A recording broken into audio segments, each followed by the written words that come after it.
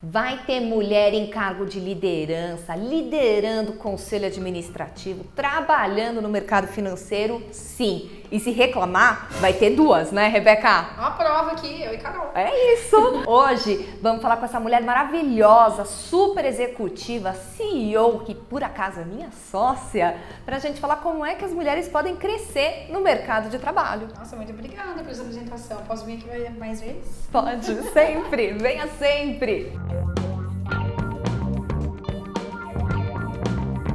Você que ainda não sabe, a Rebeca Nevares, ela é minha sócia, ela é a CEO da Elas Investimentos, a assessoria de investimentos para mulheres e para a diversidade, que a Rebeca teve a ideia de criar para trazer realmente, para desbravar o mercado financeiro, não é isso, Rê?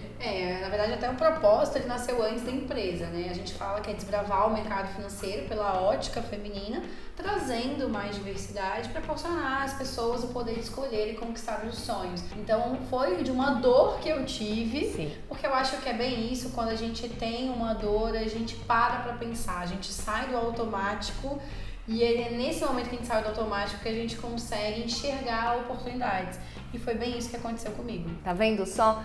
Total alinhamento com o meu propósito. Você que já conhece meu trabalho aqui no Finanças Femininas sabe bem como a gente levanta essa bandeira das mulheres no mercado financeiro. Então, para falar disso, vamos falar sobre liderança. Então, para começar, conta pra gente um pouco da tua história de vida, teu trabalho no mercado financeiro. Então, na verdade, eu comecei sozinha, né, investindo, fazendo operações no mercado. E aí, logo depois, eu comecei a trabalhar em atendimento, né? Eu fui assessora de investimentos. E aí, em uma das empresas que eu trabalhei, eu fui convidada para abrir um escritório, assim como o nosso, em Goiânia. E esse escritório, ele acabou dando muito certo, né? Em 4 meses, ele já estava se pagando, dando lucro. E eu estava sozinha, trabalhando sozinha, até que eu contratei mais 2 pessoas para me ajudar.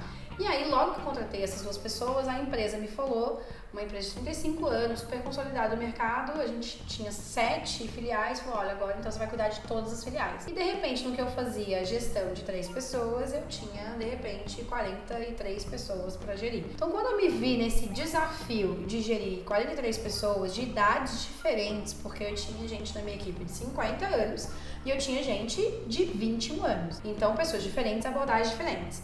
Aí eu falei, não, vou fazer um curso, vou estudar mais. E aí eu fui fazer um curso de liderança de 6 meses. Tinha algumas idas aqui a São Paulo, outros lá em Goiânia. E aí despertou em mim uma curiosidade sobre o mundo da gestão. E aí eu fiquei fascinada. E aí eu não parei mais. Isso tem mais ou menos uns 4 anos que eu fiz esse curso. E aí tudo que era de gestão eu ia. Eu comecei a ir a palestras de transformação cultural.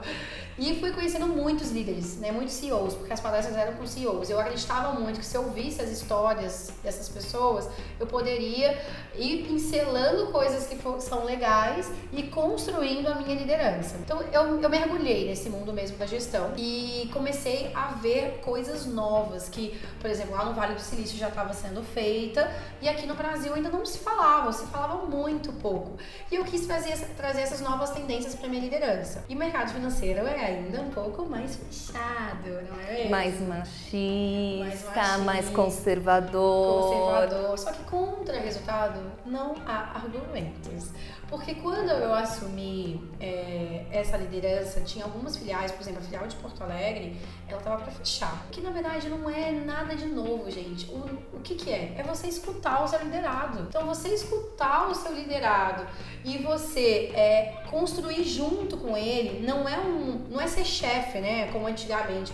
É ser líder, aquele líder que escuta, aquele líder que constrói. Eu não sou a dona da verdade. Que apoia, que inspira.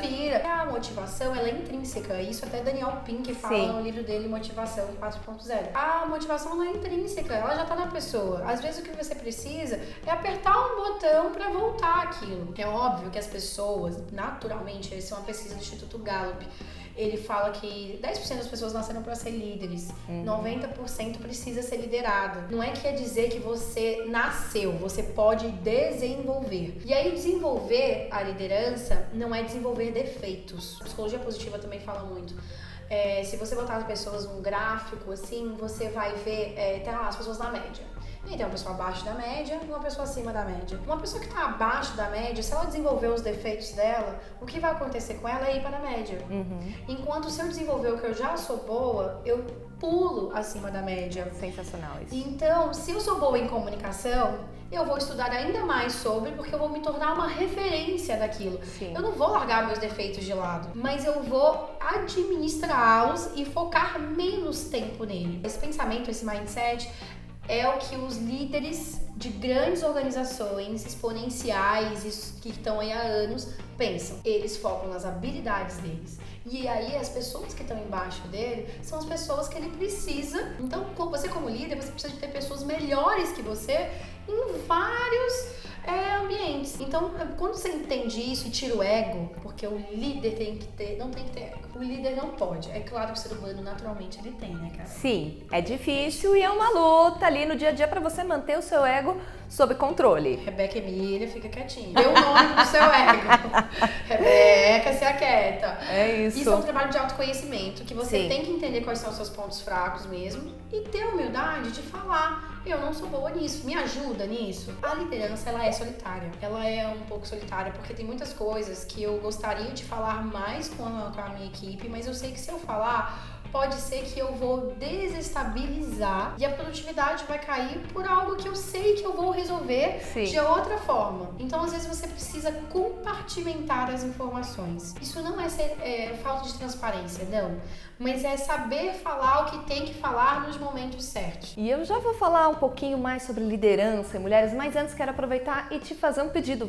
Se inscreve aqui nesse canal, porque só aqui você vai aprender como é que você consegue crescer no seu trabalho, investir melhor o seu dinheiro com a nossa ajuda, tá? Curte o vídeo, compartilha com aquela sua amiga que tá meio patinando naquele momento de trabalho e também ativa o botão do sininho para receber as nossas notificações. E aí, é muito interessante, Rê, porque muito do que você falou tem também ecos de algumas questões dos estereótipos que a mulher é vista no trabalho, que a mulher é competitiva demais e que não gosta de dividir com outras mulheres, aquela coisa, eu não gosto de trabalhar com mulher, essa cultura toda. E você montou uma empresa feita basicamente por mulheres e sócias todas mulheres. Por que é tão importante a gente falar de liderança para mulheres? Então, eu na verdade nunca trabalhei só com mulheres, é a primeira vez. Só que eu acho que essa história de trabalhar com mulher é ruim, é chato, isso é uma crença totalmente limitante.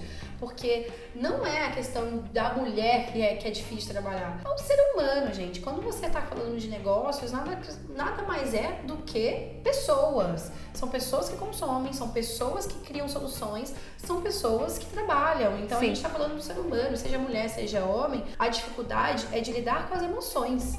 E aí independe qual que é o gênero, entendeu? Então, mas na verdade é isso, assim, eu acho que a mulher, pra mim, tá sendo algo diferente aí, que é o quê? Quando eu trabalhava só com o homem no mercado financeiro, muitas vezes eu me senti, sim, vamos dizer, na parede, um pouco pressionada. Eu pretendo e tento ser todo dia lateral, então até pra falar na linguagem a gente tem que falar assim e não falar assim, que é pra trazer, eu tô no mesmo nível que você, não é porque eu sou a CEO que eu não tô no mesmo nível, não é isso, mas hoje eu sinto que eu tô com amigas, o que com os homens, não é que eu não sentia que eu tava com amigos, mas eu sentia que sempre eles queriam, eu tinha que sempre me provar mais, eu tava sempre tendo que me provar, era cansativo. E com as mulheres não, elas já entenderam quem eu sou, elas sabem como eu sou, eu não preciso ter uma máscara, representar um personagem. E com homem, às vezes, eu tinha que representar um personagem. Isso é uma coisa que me incomodava. Foi por isso, inclusive, que eu quis sair.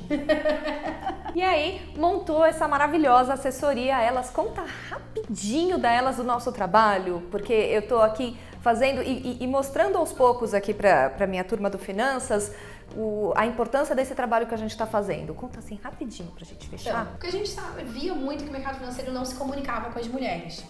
A gente via que as mulheres queriam investir, não sabiam como, e a gente prova isso que só 20% dos CPFs são de mulheres investidoras. Então, você tem um monte de mulher aí. Somos maioria, Somos o maior capital intelectual hoje, mas somos minoria em investimentos. Não é por falta de dinheiro e nem por falta de querer. É realmente por falta acho que de um conhecimento direcionado. Isso. Né? Porque Carol estava sozinha também nessa Exato. luta há muito tempo. Então, a Elas veio para pegar a mão mesmo dessa investidora e levar ela até o caminho que ela deseja, do objetivo, do sonho dela. E é muito legal porque a gente recebe cartas muito parecidas com a sua. Eu quero investir porque eu quero morar sozinha, mas antes eu quero pintar a parede da casa da minha mãe. Então tem histórias muito ricas que é muito diferente do homem. O homem é rentabilidade por rentabilidade. Porque ele é investidor há séculos, né? Você fala muito disso.